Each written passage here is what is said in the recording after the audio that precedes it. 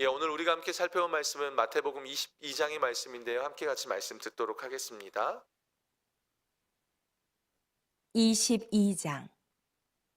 예수께서 다시 비유로 대답하여 이르시되 천국은 마치 자기 아들을 위하여 혼인잔치를 베푼 어떤 임금과 같으니 그 종들을 보내어 그 청한 사람들을 혼인잔치에 오라 하였더니 오기를 싫어하거늘 다시 다른 종들을 보내며 이르되 청한 사람들에게 이르기를 내가 오찬을 준비하되 나의 소와 살찐 짐승을 잡고 모든 것을 갖추었으니 혼인잔치에 오소서 하라 하였더니 그들이 돌아보지도 않고 한 사람은 자기 밭으로 한 사람은 자기 사업하러 가고 그 남은 자들은 종들을 잡아 모욕하고 죽이니 임금이 노하여 군대를 보내어 그 살인한 자들을 진멸하고 그 동네를 불사르고 이에 종들에게 이르되 혼인잔치는 준비되었으나 청한 사람들은 합당하지 아니하니 뇌거리 길에 가서 사람을 만나는 대로 혼인잔치에 청하여 오라 한데 종들이 길에 나가 악한 자나 선한 자나 만나는 대로 모두 데려오니 혼인잔치에 손님들이 가득한지라. 임금이 손님들을 보러 들어올새 거기서 예복을 입지 않은 한 사람을 보고 이르되 친구여 어찌하여 예복을 입지 않고 여기 들어왔느냐 하니 그가 아무 말도 못하거늘 임금이 사원들에게 말하되 그 손발을 묶어 바깥 어두운 데에 내던지라 거기서 슬피 울며 이를 갈게 되리라 하니라. 청함을 받은 자는 많되 택함을 입은 자는 적으니라. 이에 바리새인들이 가서 어떻게 하면 예수를 말의 올무에 걸리게 할까 상의하고 자기 제자들을 헤롯 당원들과 함께 예수께 보내어 말하되 선생님이여 우리가 아노니 당신은 참되시고 진리로 하나님의 도를 가르치시며 아무도 꺼리는 일이 없으시니 이는 사람을 외모로 보지 아니하심니이다.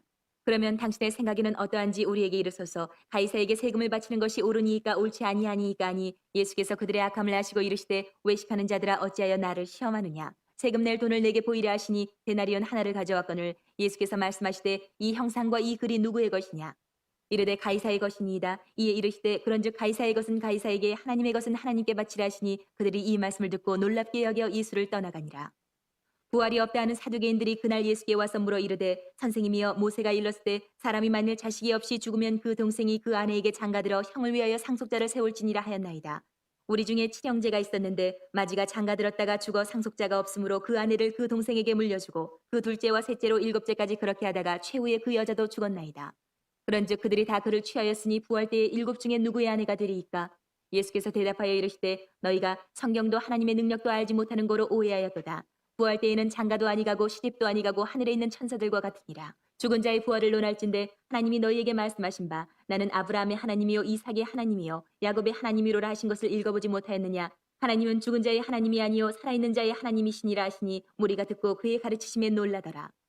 예수께서 사두개인들로 대답할 수 없게 하셨다함을 바리새인들이 듣고 모였는데 그중에 한 율법사가 예수를 시험하여 묻되 선생님 율법 중에서 어느 계명이 크니까? 예수께서 이르시되 내 마음을 다하고 목숨을 다하고 뜻을 다하여 주 너희 하나님을 사랑하라 하셨으니 이것이 크고 첫째 되는 계명이요 둘째도 그와 같으니 내 이웃을 내 자신같이 사랑하라 하셨으니 이 두 계명이 온 율법과 선지자의 강령이니라. 바리새인들이 모였을 때에 예수께서 그들에게 물으시되 너희는 그리스도에 대하여 어떻게 생각하느냐. 누구의 자손이냐. 대답하되 다윗의 자손이니이다. 이르시되 그러면 다윗이 성령에 감동되어 어찌 그리스도를 주라 칭하여 말하되 주께서 내 주께 이르시되 내가 내 원수를 내 발 아래에 둘 때까지 내 우편에 앉아 있으라 하셨도다 하였느냐. 다윗이 그리스도를 주라 칭하였은즉 어찌 그의 자손이 되겠느냐 하시니 한마디도 능히 대답하는 자가 없고 그날부터 감히 그에게 묻는 자도 없더라.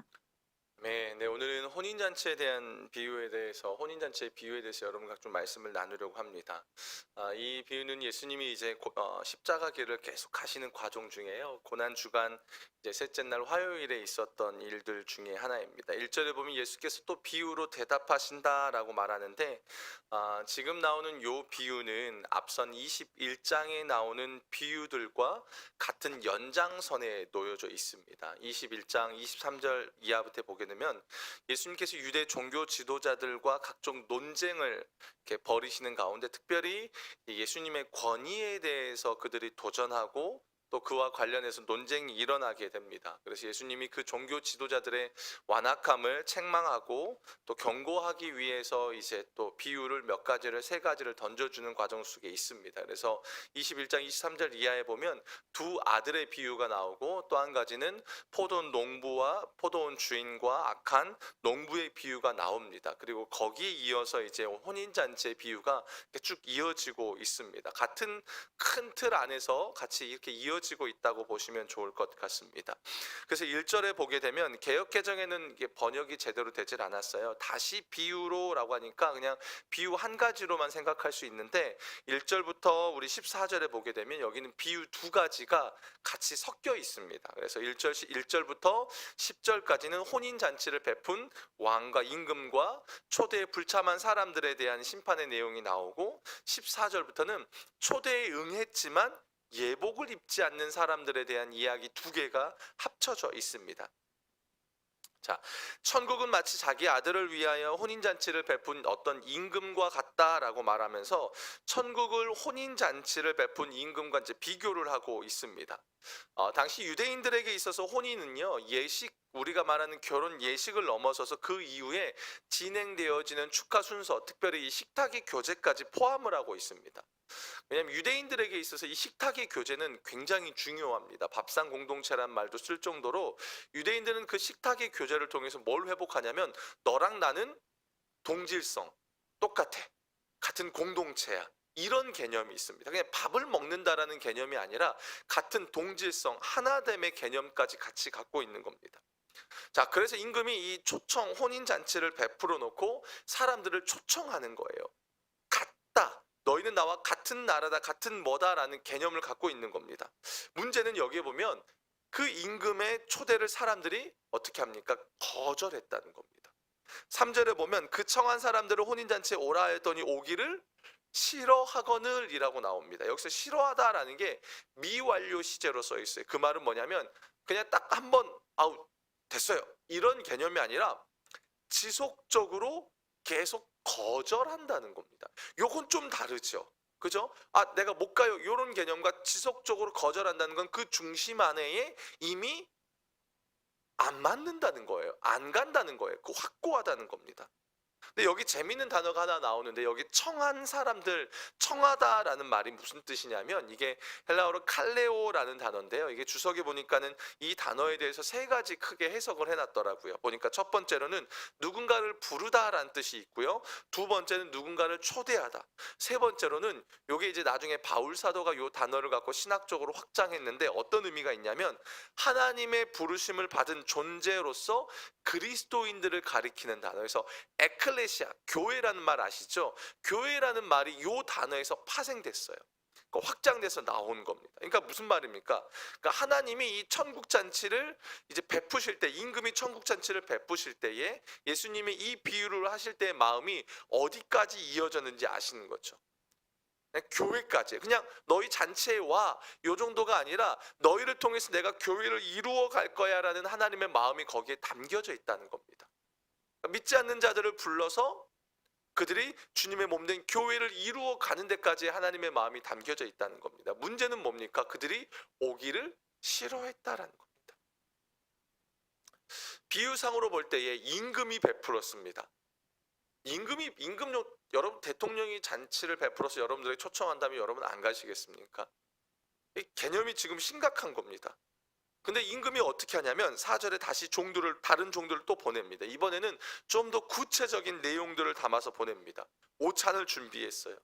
그리고 임금의 살찐 소와 살찐 짐승을 잡고 모든 것을 갖추었다라고 말합니다.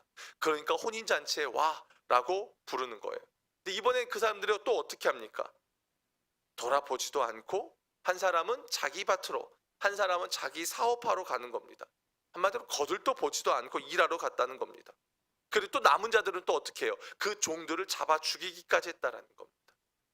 요 비유는요 사실 구약에 등장한 구약과 또 신약으로 이어져서 이스라엘의 역사를 통틀어서 지금 이 비유를 통해서 보여줍니다. 하나님이 수많은 선지자들을 통해서 이스라엘 백성들을 하나님 나라로 초청하는데도 불구하고 이스라엘이 어떻게 합니까? 끊임없이 그 하나님의 초청에 거절하고 있었다는 겁니다. 더 나아가서 여러분 구약의 역사를 보면 이스라엘이 어떻게까지 하냐면 하나님이 보낸 선지자들까지 죽이게 되는 겁니다. 지금 하나님 구약의 역사, 이스라엘의 역사를 지금 가지고 오는 겁니다. 자, 그렇다면 여러분 한번 좀 생각해 봅시다. 이들이 왜 임금의 초대를 거절했을까요? 음식이 마음에 들지 않았을까요? 어땠을까요? 장소가 마음에 안 들었을까요? 아니죠. 임금이요 첫 번째 청함 이후에 사람들이 오지 않는다고 말하니까 어떻게 하냐면 그 다음에는 오찬을 준비합니다. 그리고 소와 살찐 짐승들, 그 다음에 보면 모든 것을 갖추었다고 말합니다. 임금이 마련한 잔치, 아니 엄밀히 천국 잔치의 개념이 어떻냐면 참석한 자들에게 조금의 부족함도 없는 완전한 만족을 주는 잔치라는 겁니다. 근데 왜요? 왜 안 왔을까요? 그 말은 뭐냐면 환경적인 것에 그들이 만족하지 못해서가 아니라는 겁니다. 여러분, 누가 불렀는데 안 가요. 안 간 이유가 뭡니까? 그 초대한 사람이 마음에 들지 않은 거예요. 이들은 그건 겁니다. 여전히 그 임금이 나의 임금으로 인정하지 않는다는 겁니다. 내가 주인이라는 겁니다. 그래서 5절에 보면 그들이 돌아보지도 않고 뭐하러 간다고 말합니까? 한 사람은 자기 밭으로, 한 사람은 자기 사업하러. 강조가 뭡니까? 자기라는 말이 강조가 되는 겁니다. 여전히 내가 주인인 겁니다.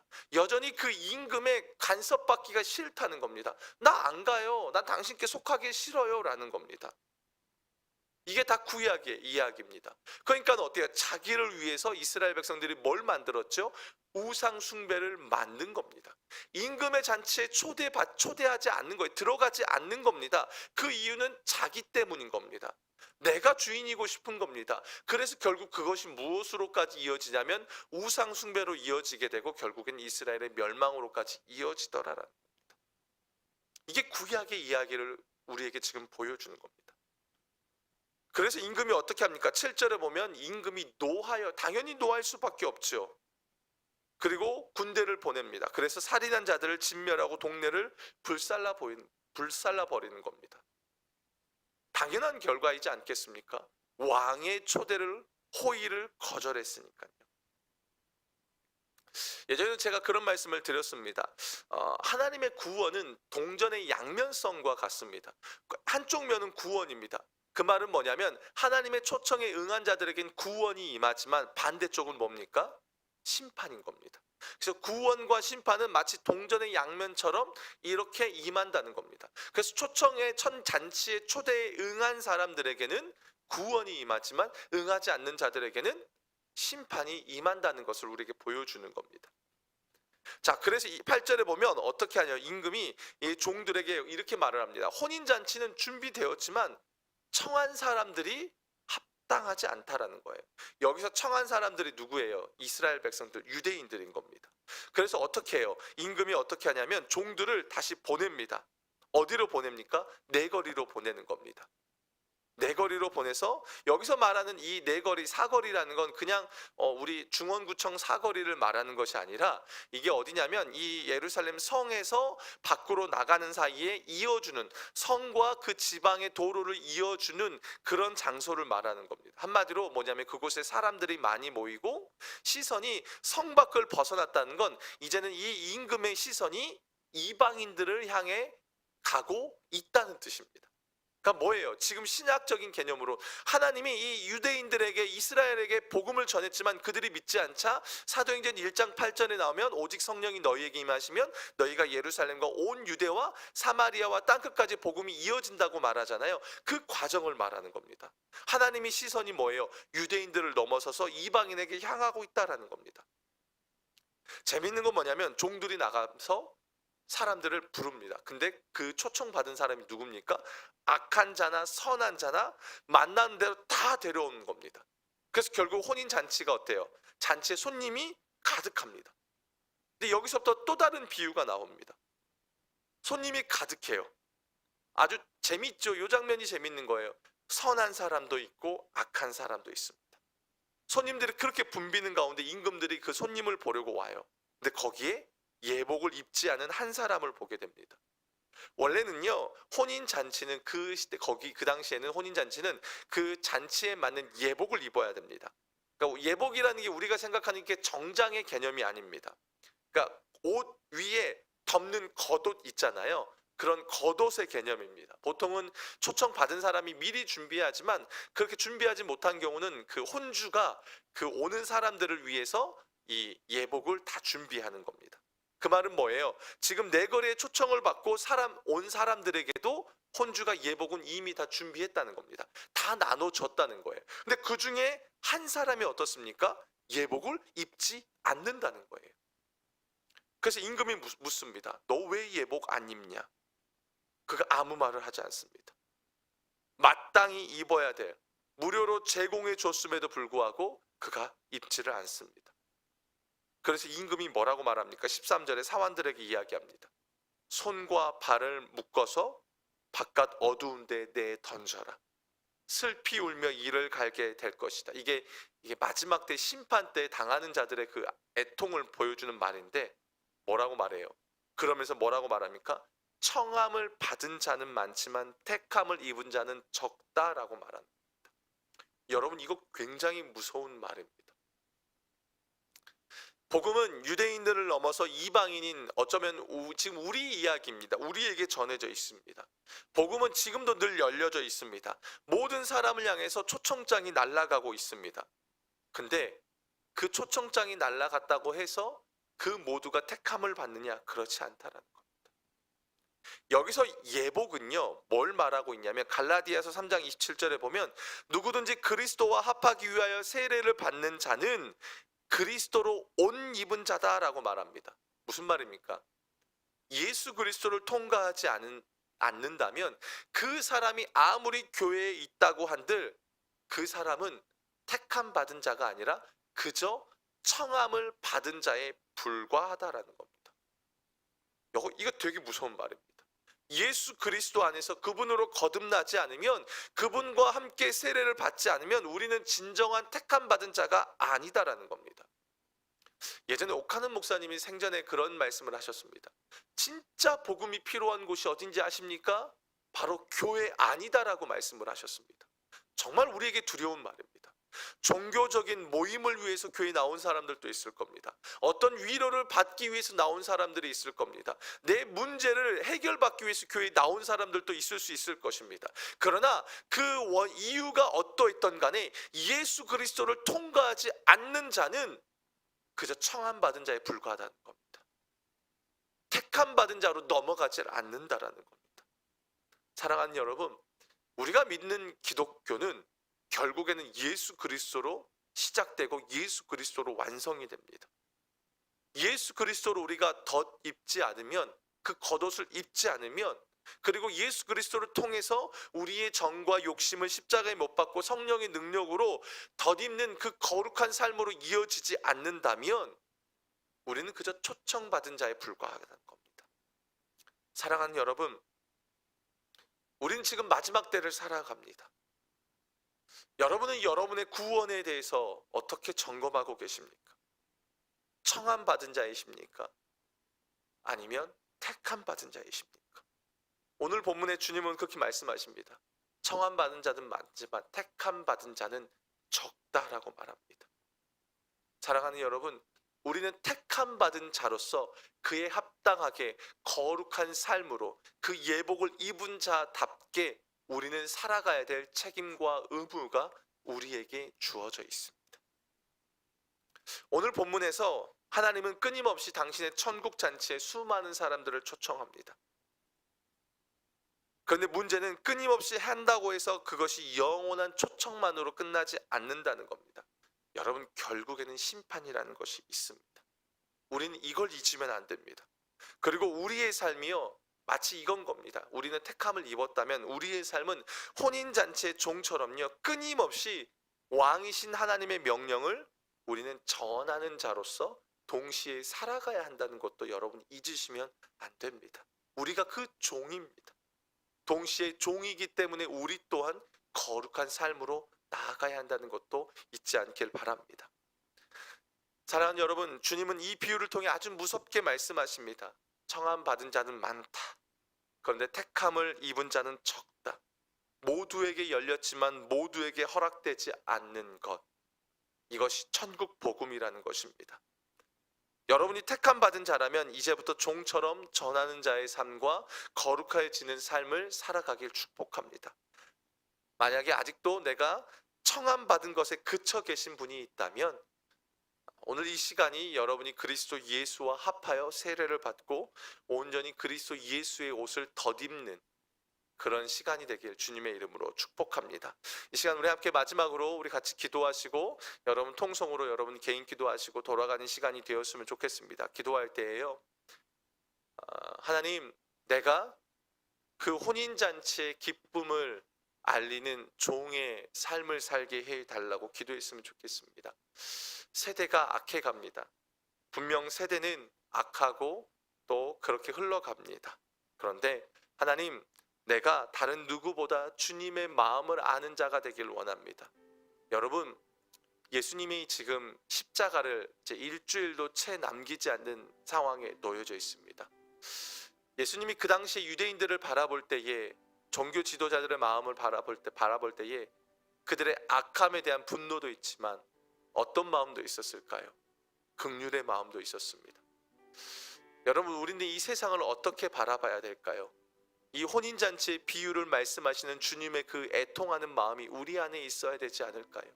이 시간 기도할 때 하나님, 내가 주님의 마음을 아는 자가 되겠습니다. 그래서 예복을 먼저 입은 자로서 내가 먼저 거룩한 삶이 되길 원하고 또 사람들에게 혼인잔치의 기쁨을 알리는 자가 되겠습니다. 그래서 하나님, 내가 결국에 그 주님의 날에 칭찬받는 주님의 사람이 될 수 있도록 인도해 주십시오. 우리 마지막으로 우리 이 말씀을 붙잡고 주님의 이름 한번 부르짖고 우리 기도하고 개인 기도하고 돌아가시겠습니다. 주여, 하나님 아버지, 참 두려운 말씀이기도 합니다. 하나님, 천국 잔치에 대한 비유입니다. 하나님의 그 애통한 마음도 이 가운데 담겨져 있습니다. 하나님 아버지, 청함은 받은 자는 많지만 택함은 받은 자는 적다고 말합니다. 하나님의 혼인잔치는 모든 것을 다 구비되었고